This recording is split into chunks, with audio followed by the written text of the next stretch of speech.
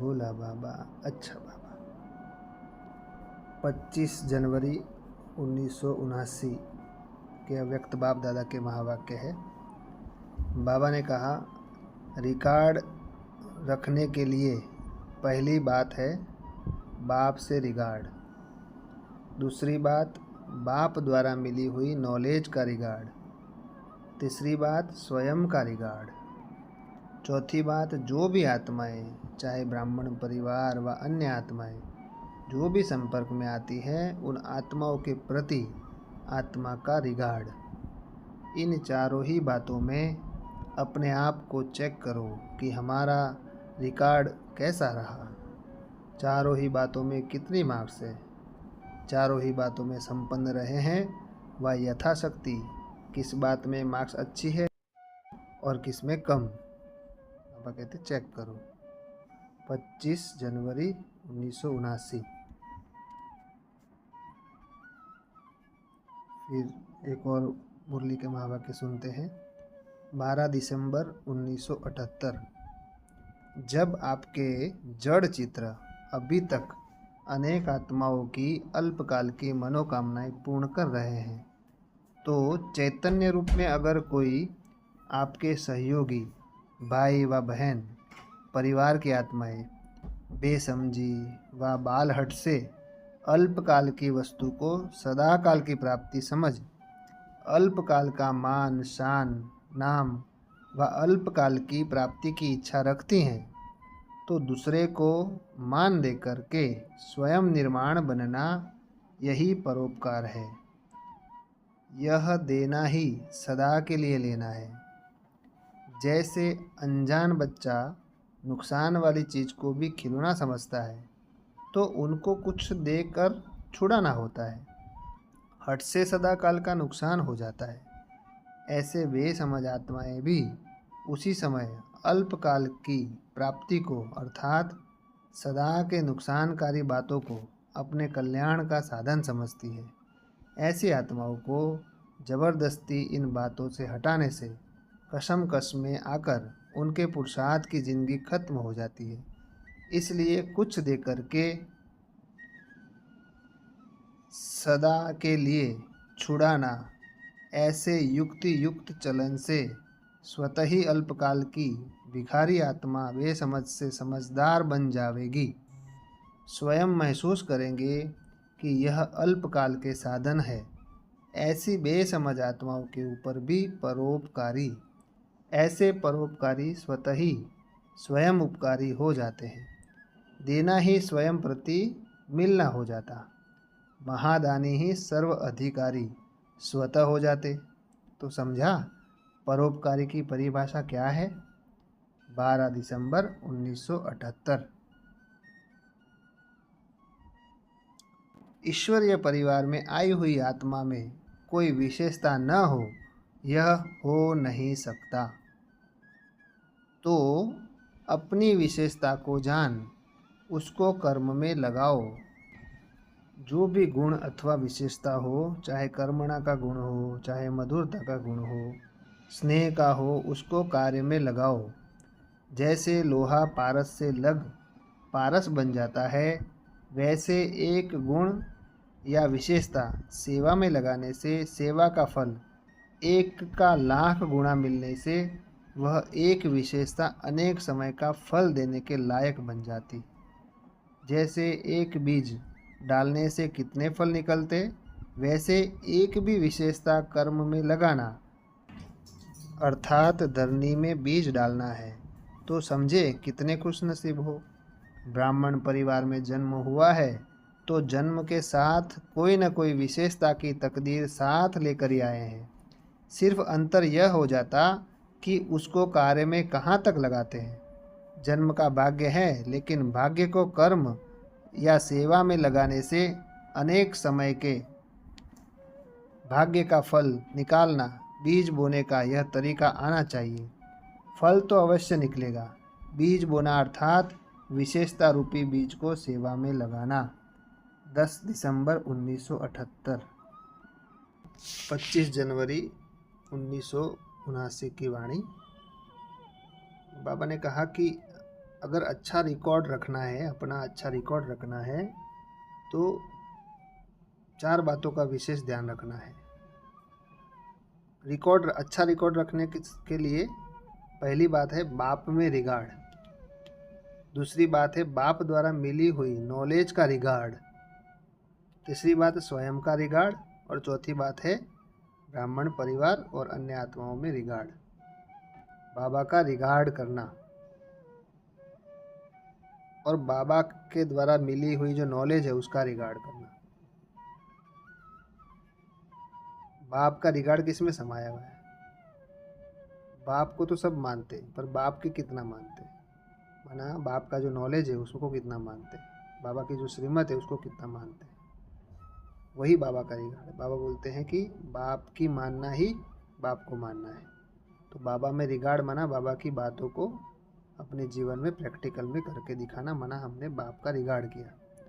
Knowledge का regard माना जो भी बाबा नॉलेज सुना रहा है वही नॉलेज को धारण करना, अपनी मनमत या परमत को उसमें मिक्स नहीं करना। तो ये हो गई बाप की नॉलेज की रिगार्ड। तीसरी बात है स्वयं का रिगार्ड। बाबा बोल रहा है तुम देव कुल की आत्मा हो, तुम विशेष आत्मा हो, तुम महान आत्मा हो, तुम संगम युगी ब्राह्मण हो, तुम बाबा के विशेष रतन हो। जब बाबा इतनी ऊंची दृष्टि से देखता है तो हमें खुद को अपना स्वयं का भी रिगार्ड रखना चाहिए, अपने आप पे निश्चय। ये बाप पे निश्चय, ड्रामा पे ज्ञान, नॉलेज माना क्या, ड्रामा पे निश्चय, स्वयं पर निश्चय और परिवार पे निश्चय। माना ये जो ब्राह्मण परिवार है उस पे भी हमारा रिगार्ड होना चाहिए। माना ब्राह्मण परिवार की जितनी भी आत्माएं और अन्य आत्माएं जो अज्ञानी आत्माएं उनका भी रिगार्ड। तभी बाबा कहेंगे कि तभी आपका रिकॉर्ड अच्छा कहेंगे। इन चारों बातों का अगर रिगार्ड होगा तो, रिगार्ड माना रिस्पेक्ट। इन चारों ही बातों में बाबा बोलते कि अपने आप को चेक करो कि आपका रिकॉर्ड कैसा है। इन 4 बातों में आपका रिकॉर्ड कैसा है ये चेक करो। इन 4 बातों में आपने कितने मार्क्स लिए हैं ये चेक करो।